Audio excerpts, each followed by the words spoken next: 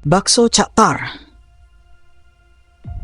Di sebuah sudut kota Semarang yang ramai, terdapat sebuah gerobak bakso yang selalu dikerumuni pembeli. Namanya Bakso Cak Tar. Setiap malam, antrean panjang terbentang hingga mengular ke jalanan. Cak Tar, penjual bakso berusia 50-an dengan senyum ramah, menjadi ikon di kawasan tersebut. Namun, di balik keramahan itu, desas-desus mistis beredar di kalangan warga sekitar. Katanya, kesuksesan Cak Tar bukan hanya karena rasa baksonya yang lezat, tetapi juga karena pesugihan yang kelam. Konon, awalnya gerobak bakso milik Cak Tar tak seramai sekarang. Sebagai penjual biasa, ia berjuang keras untuk menghidupi keluarganya.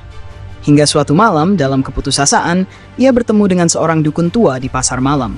Dukun itu menawarkan solusi, sebuah ritual pesugihan yang akan membuat dagangan laris manis. Tapi ada harga yang harus dibayar. Bukan uang, melainkan nyawa. Tanpa pikir panjang, Cak Tar menerima tawaran itu. Ritual itu dilakukan di tengah malam di sebuah hutan kecil di pinggiran kota. Cak Tar diminta membawa seekor ayam hitam, segelas darah, dan semangkuk bakso. Saat ritual berlangsung, dukun itu merapal mantra sambil memotong ayam di atas gerobak Cak Tar. Mulai sekarang, daganganmu akan laris. Tapi ingat, setiap malam kau harus mempersembahkan 1 jiwa kepada mereka, kata dukun itu dengan suara serak.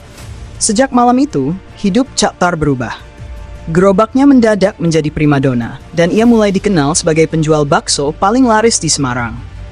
Namun keanehan mulai terjadi. Beberapa pelanggan yang pernah makan di tempat Cak Tar mengaku mengalami mimpi buruk yang sama. Mereka melihat bayangan hitam besar menyerupai makhluk gaib berdiri di dekat gerobak bakso, dengan tatapan tajam yang seakan mengintai.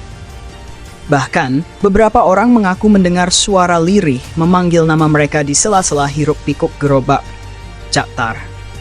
Warga sekitar mulai curiga, tetapi tidak ada yang berani menantangnya. Puncaknya, seorang pemuda bernama Andi yang penasaran mencoba menyelidiki. Ia memutuskan mengintai gerobak Cak Tar dari kejauhan pada malam hari. Saat gerobak tutup, Andi melihat sesuatu yang mengerikan.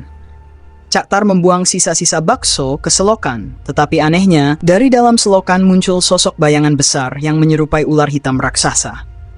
Bayangan itu mendekati Cak Tar, dan ia tampak berbicara dengan makhluk tersebut sambil memberikan bungkusan kecil.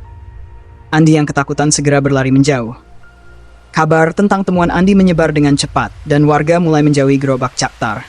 Namun Cak Tar tampak tak peduli. Ia tetap melayani pelanggannya yang tersisa dengan senyum dingin.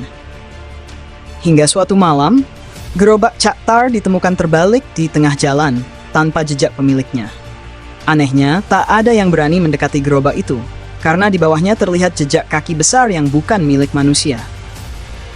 Kini, gerobak bakso itu teronggok di sebuah sudut kota, ditinggalkan dan dibiarkan berkarat. Beberapa orang yang nekat mendekat mengaku mendengar suara gemerincing mangkuk dan bisikan samar, seolah-olah Cak Tar masih melayani pembeli di dunia lain. Cerita tentang bakso Cak Tar pun menjadi legenda menyeramkan yang tak terlupakan di kota Semarang.